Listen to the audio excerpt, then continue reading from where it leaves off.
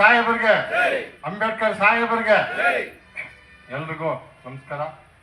ಈ ದಿನ ನಾವು ಡಾಕ್ಟರ್ ಅಂಬೇಡ್ಕರ್ ಸಾಹೇಬರ 130ನೇ ಜನ್ಮ ದಿನಾಚರಣೆಯನ್ನು ನಮ್ಮ ಬೆಸ್ಕಾಂ ಸಿಬ್ಬಂದಿ, KPTCL ಮತ್ತು ವಿದ್ಯುತ್ ನೌಕರರು, ವಿದ್ಯುತ್ ಗುತ್ತಿಗೆದಾರರು ಮತ್ತು ಎಲ್ಲರೂ ಸೇರಿ ನಾವು ಇವತ್ತು ಒಂದು ವಿಜೃಂಭಣೆಯಿಂದ ಆಚರಣೆ ಮಾಡ್ತಾ ಇದ್ದೀವಿ.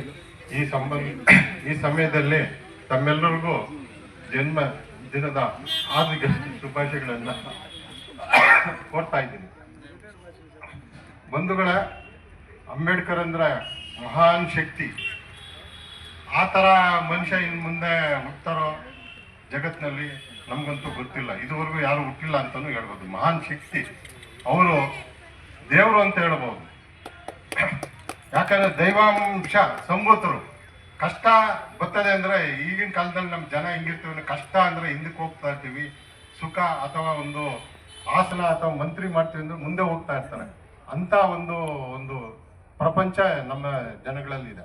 ಬಟ್ ಬಾಬಾ ಸಾಹೇಬ್ ಅಂಬೇಡ್ಕರ್ ಹುಟ್ಟಿದಾಗಿನಿಂದನೂ ಕಷ್ಟಪಡ್ತಾ, ಅವ್ರು ಏನು ಕಷ್ಟಪಟ್ಟಿದ್ದಾರೆ, ಏನು ನೋವು ಅನುಭವಿಸಿದ್ದಾರೆ, ಸಮಾಜದಲ್ಲಿ ಏನು ಅಂಕುಡೊಂಕುಗಳಿದೆ ಅದನ್ನ ಅವರು ಸಂವಿಧಾನದಲ್ಲಿ ಅವರು ಸಂವಿಧಾನವನ್ನ ರಚನೆ ಮಾಡುವಾಗ ಅದನ್ನೆಲ್ಲ ಮನುಷ್ಯಗಳ ಹಕ್ಕುಗಳಾಗಿ ಮಾಡ್ತಾರೆ. ಬಂಧುಗಳೇ, ಅವ್ರು ಓದ್ಬೇಕಾದ್ರೆ ಸ್ಕೂಲಲ್ಲಿ ಜಾಗ ಕೊಡಲ್ಲ.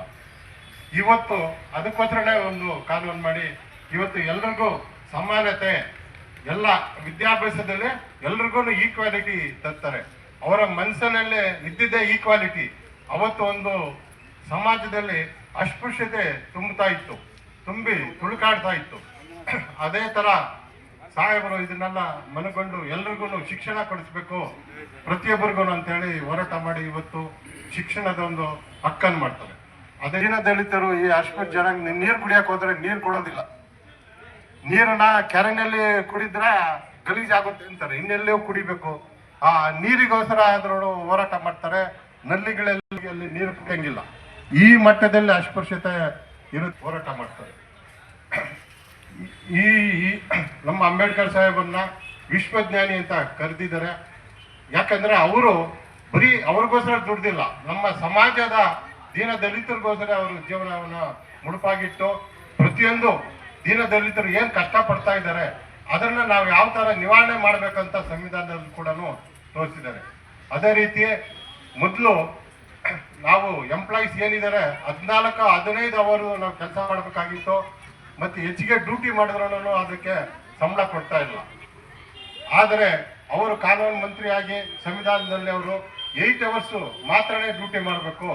ಮತ್ತೆ 7 ದಿನ 6 ದಿನ ಆದ್ಮೇಲೆ 1 ದಿನ ವೀಕ್ಲಿ ಆಫ್ ಕೊಡ್ಬೇಕಂತ ಅವರು ಸಾಹೇಬರು, ನಮಗೆ ಅಂಬೇಡ್ಕರ್ ಸಾಹೇಬರು ಕೊಟ್ಟಿರ್ತಕ್ಕಂಥ ಒಂದು ಇದು ಇವತ್ತು ಹಕ್ಕು ಕಾನೂನು ಆಗಿ ಅವರು ಪರಿವರ್ತನೆ ಮಾಡಿ ಅದನ್ನೆಲ್ಲ ಮೊದಲು ಮನಗೊಂಡು ಆಮೇಲೆ ಸಂವಿಧಾನದಲ್ಲಿ ಇಂಥವನ್ನೆಲ್ಲ ಮಾಡಿದ್ದಾರೆ. ಸಾಹೇಬರು ವಿಶ್ವದಲ್ಲೇ ಜಾಸ್ತಿ ಓದಿಕಂತ ರಾಜಕೀಯ ವ್ಯಕ್ತಿ ಅಂದ್ರೆ ಇವರು 32 ಡಿಗ್ರಿಗಳನ್ನ ತಗೊಂಡಿರ್ತಾರೆ. ಒಂದು ಸಣ್ಣ ಒಂದು ಫ್ಯಾಮಿಲಿಯಲ್ಲಿ ಹುಟ್ಟಿ ಅಸ್ಪೃಶ್ಯತೆಯನ್ನ ಧೈರ್ಯವಾಗಿ ಎದುರಿಸಿ ಹೋರಾಟ ಮಾಡಿ ಆಮೇಲೆ ದೇವಸ್ಥಾನಗಳಿಗೆ ಬಿಡ್ತಾ ಇರಲ್ಲ. ಸೊ ಇವತ್ತು ದೇವಸ್ಥಾನಕ್ಕೆ ಎಲ್ಲರೂ ಹೋಗ್ಬೋದು, ಅದರಲ್ಲಿ ಅಸ್ಪೃಶ್ಯತೆ ತರಬಾರ್ದು ಅಂತ ಹೇಳಿ ಕಾನೂನನ್ನು ಮಾಡಿರ್ತಾರೆ. ಅಂತ ಮಹಾನ್ ವ್ಯಕ್ತಿ ಅವರು.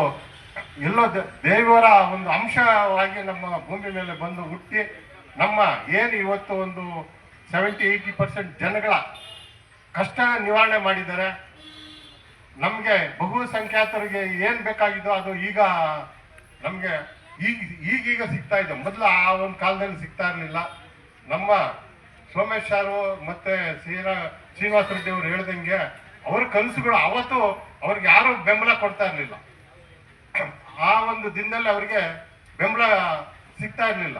ಸೊ ಅಂತ ಒಂದು ದಿನದಲ್ಲಿ ಅವರು ಧೈರ್ಯಗೊಂಡದೆ ಧೈರ್ಯವಾಗಿ ಮುನ್ನುಗ್ಗಿ ಏನು ಇವತ್ತು ಸಂವಿಧಾನ ಬರೆದು ದೀನ ದಲಿತರಿಗೆ ಏನೇನು ಸಿಗ್ಬೇಕೋ ಆ ಫೆಸಿಲಿಟಿಗಳನ್ನೆಲ್ಲ ಸಂವಿಧಾನದಲ್ಲಿ ಕೊಟ್ಟಿದ್ದಾರೆ. ಅಂತ ವ್ಯಕ್ತಿ ಇನ್ನು ಮುಂದೆ ಹುಟ್ಟಿ ಬರಲ್ಲ. ಅಂತ ಒಂದು ಜಯಂತಿಯನ್ನ ನಾವು ಬೆಸ್ಕಾಂ ಎಲ್ಲ ಒಗ್ಗಟ್ಟಿನ ಸಿಬ್ಬಂದಿ ವರ್ಗದವರೆಲ್ಲ ಸೇರಿ ನಾವು ಆಚರಣೆ ಮಾಡ್ತಿದ್ದೀವಿ. ಇದೊಂದು ನಮಗೆ ಸಂತೋಷ.